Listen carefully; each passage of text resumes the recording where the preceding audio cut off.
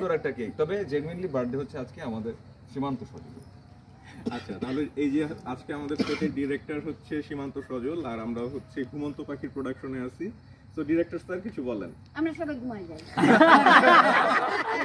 আমার নাটক তো ঘুমানোর জন্য না, কবি সুমনা ইসলামের স্ক্রিপ্টে আমি ডিরেকশন দিচ্ছি ঘুমন্ত পাখি, ঘুমন্ত ভালোবাসা জাগিয়ে তোলার জন্য এই নাটক।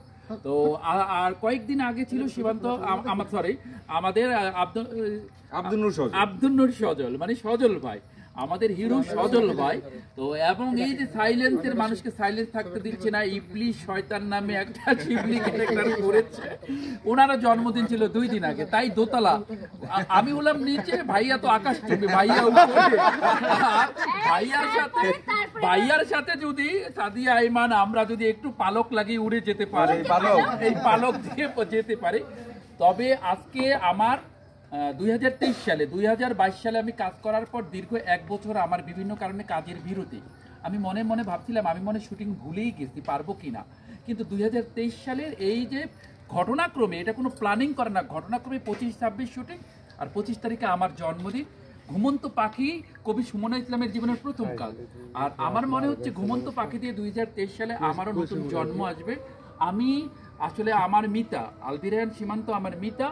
আবার এদিক দিয়ে হচ্ছে যে যখন সজল ভাই শুনছে যে আমার মিতা, তখন সজল ভাই ভাবছে তুই আর সজল তো আমরা মিতা, তোরা আমার মিতা কে? তখন হলো আলবিরায়ান সীমান্ত মিতা। আমার মিতা আমার সেটে যে এই জন্মদিন পালন করবে আমাদের 2 ভাই, এটা আসলে অবাক করা। আমার সবচেয়ে ভালো লাগছে আমার কোনো জন্মদিন এইভাবে অনুষ্ঠান করে বা আমার শুটিংয়ে হয়নি। আজকে আমি আমার মিতার কাছে কৃতজ্ঞ, ধন্যবাদ, আর পুরো শুটিং সেটের মানুষের কাছে কৃতজ্ঞ। আমার বেশি ভালো লাগছে সজল ভাই, সাদিয়া আইমান, বাদল দাদা, হাসি, শয়তান সবাই থাকাতে আমার বেশি ভালো লাগছে। এই যে ব্যক্তিগত আমরা একটু সাদিয়া আপুর কথা শুনি, ছোট করে যদি সাদিয়া আপু কিছু বলেন। ওরে ফুল পাইলে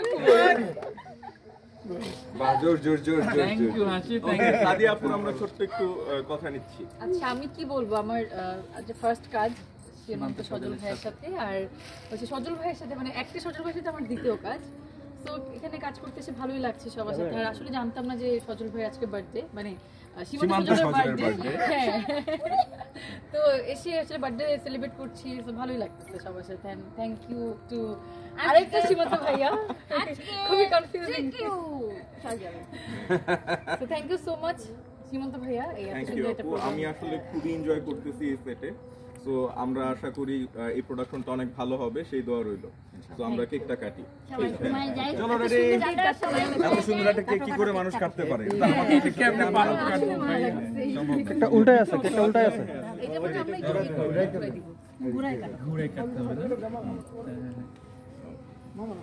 ঘুরে কাটলে কিন্তু এটা দেখা যাবে না, বরং ঘুরে না থাকুক না, পাশ দিয়ে কাটবো, কিন্তু পাশ দিয়ে কাটবো না, পিছন দিকে কাটবে, নিচে কাটলে হবে। রেডি?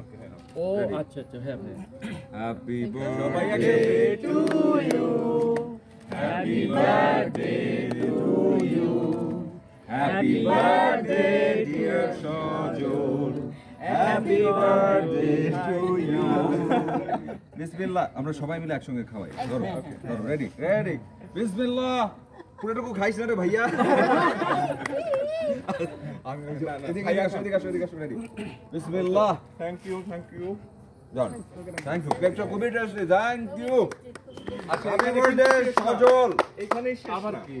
আচ্ছা, এইটা আমার পক্ষ